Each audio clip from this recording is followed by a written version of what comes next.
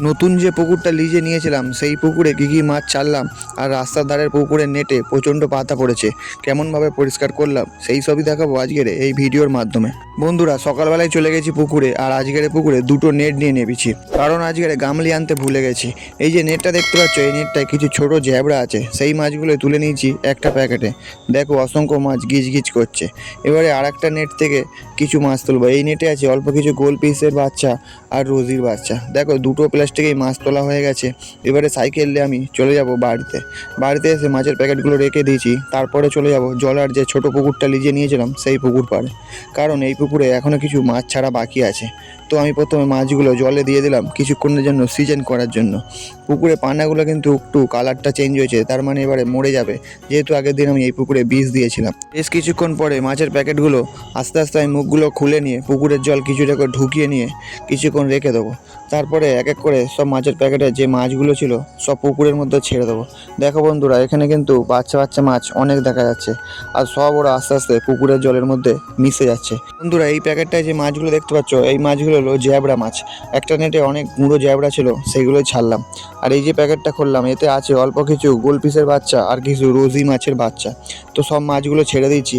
এবারে পুকুরটা চারদিকে দেখো পানা এখনও আছে, তবে আশা করি খুব শিগগিরই মরে যাবে।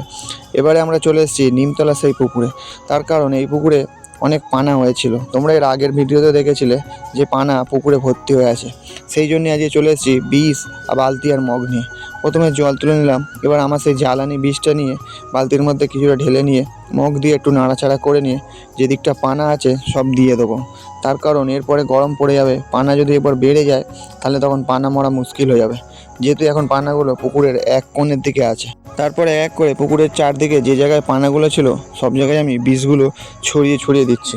এই কোণটা বিষ দেওয়া হয়ে এলে আবার যাব পুকুরের ওই দিকটা তো চলে এসে কিছুটা জায়গায় পানা অল্প আছে দিয়ে দেবো। তারপরে আমরা যাব বন্ধুরা যে জায়গাটায় প্রথমেই দেখিয়েছিলাম যে গাছের পাতা পড়ে নেট পুরো ঝুলে গেছে। এই দেখো এখানটা আবার পাতাগুলো সব তোলা হবে, তার কারণ এতে অনেকটা নেট ঝুলে যাচ্ছে। আর গাছটা দেখো, গাছে কিন্তু বেশিরভাগ পাতায় সব খসে পড়ে গেছে। তো আস্তে আস্তে আমি সেই পাতাগুলোর কাছে যাচ্ছি। এবার এগুলো নেট ছিঁড়ে গেছে সেই জায়গাটা থেকে বার করে নিয়ে আমার শোলার ওপর জড়ো করছি, তার কারণ এগুলো পুকুরের পাড়ে ফেলতে হবে। জলে ফেললে একটু জলের অসুবিধে হতে পারে, জলে গ্যাস ছুটতে পারে। তো এক করে পাতাগুলো আমি জড়ো করে নিয়ে পুকুর পাড়ে ফেলে দিচ্ছি। তারপরে এখনও অনেক পাতা আছে, সেগুলো আস্তে আস্তে আমি তুলবো। দেখো বন্ধুরা, এবারে পাতার ঝাঁকটা দেখো, সব শুকনো পাতা। আমি দাঁড়িয়ে পাতাগুলো সব এদিকে টেনে নিয়ে আসছি। তো পাতাগুলো এক করে ধারে নিয়ে চলে আসার পরে আমি এগুলোকে প্রথমে জলের মধ্যে ফেলে দেবো। যেহেতু এই জায়গায় নেটটা ফাঁকা, তাই আমাকে জড়ো করেই তুলতে হবে। তো বন্ধুরা, এবার আমি পাতাগুলো সব তুলে আড়ায় ফেলে দেবো। আজকের ভিডিও এই পর্যন্তই, আবার দেখা হচ্ছে আগামীকাল অন্য কোনো মাছের ভিডিও নিয়ে।